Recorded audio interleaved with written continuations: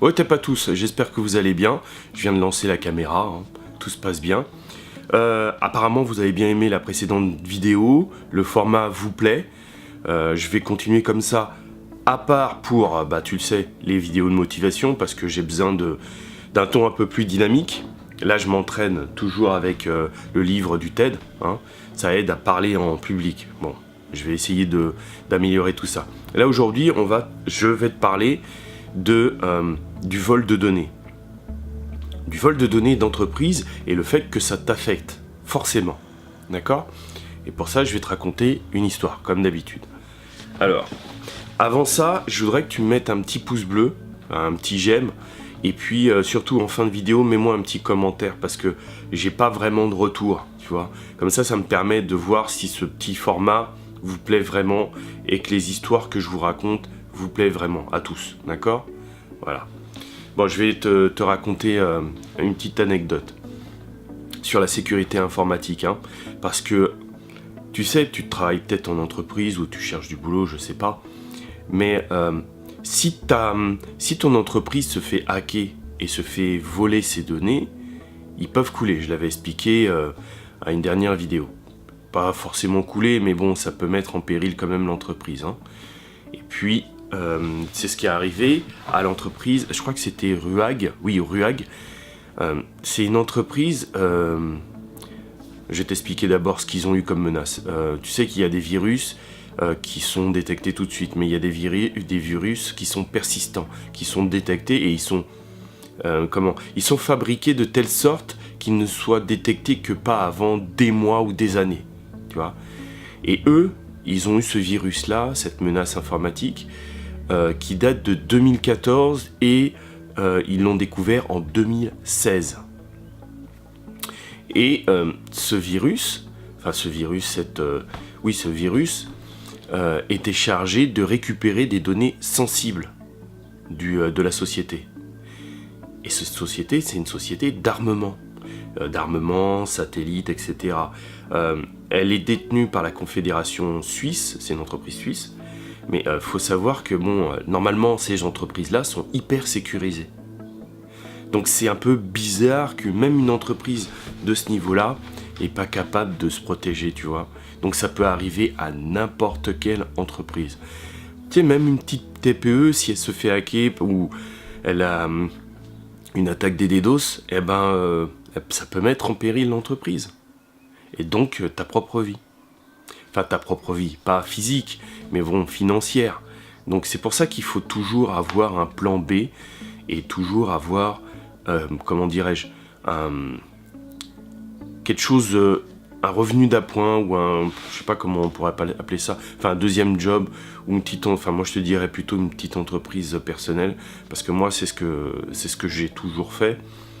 Et c'est ce que je vais refaire par la suite. Tu sais que je suis en congé sans solde, je repars dans l'entreprise au mois d'août, mais c'est ce que je vais faire.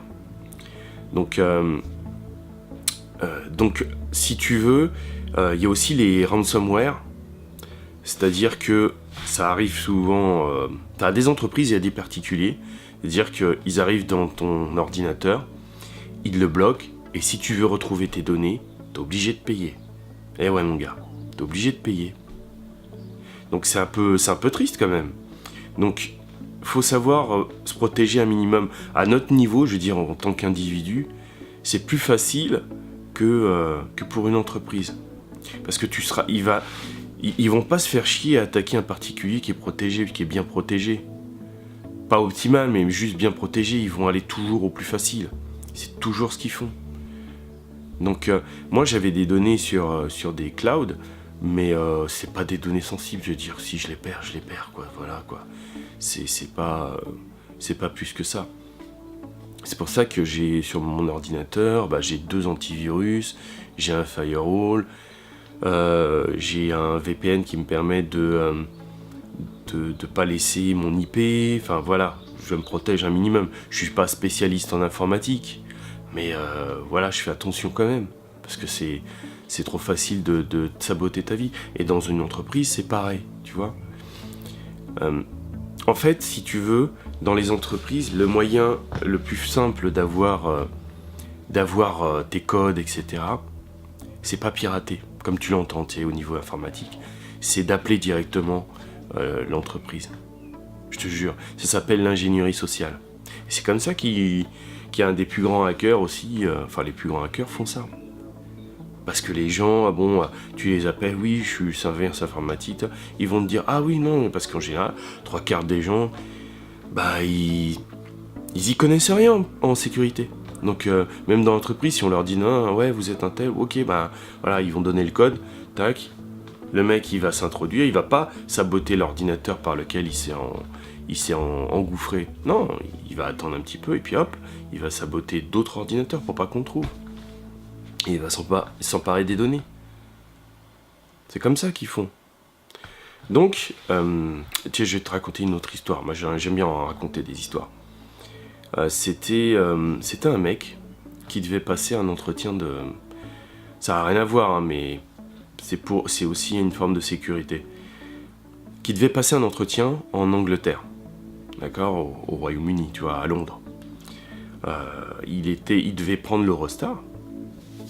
Et dans l'Eurostar, bah, il discute, enfin, il y a un mec qui l'interpelle, et puis il discute, et puis il discute de tout et de rien, il parle de l'entreprise dans laquelle il va faire son entretien. Et puis bon, il la critique, quoi. Il a l'esprit ouvert, la critique, machin, il donne pas mal de données. Et puis, il arrive à son rendez-vous, tout ça, et puis on lui dit, bah non. Parce que l'entretien, en fait, il s'est passé dans le train. Et ouais, c'était un ingénieur. Il faut savoir que, bon, il y a des entreprises qui mettent vraiment l'accent à un certain niveau au niveau de leur sécurité. Donc là, si avant d'entrer dans l'entreprise, t'es déjà comme ça, c'est mort. Et c'est un ingénieur. Parce que les ingénieurs, ça aime bien me parler, ça voit pas le danger, tu vois. Donc il a passé son entretien comme ça, il le savait pas.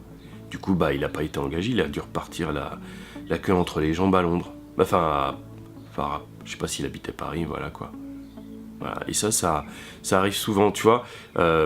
Dans l'Eurostar aussi, entre Londres et Paris, eh ben, tu peux te faire et ça arrive souvent, enfin, te faire voler tes données. Mais tu t'en apercevras pas, mais c'est surtout les données d'entreprise, parce qu'il y a beaucoup de businessmen qui passent dans l'Eurostar aussi. Donc ils vont pas te voler, soit s'il y en a qui volent l'ordinateur portable, soit c'est le vol de données informatique, hein. Ça se fait aussi.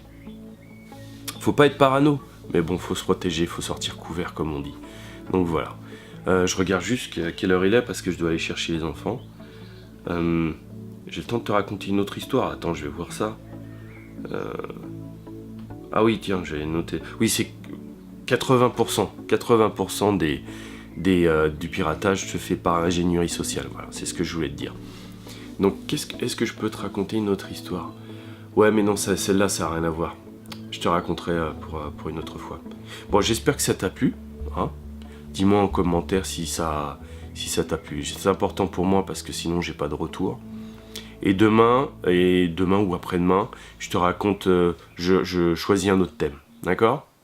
Donc, serrez les rangs et restez unis.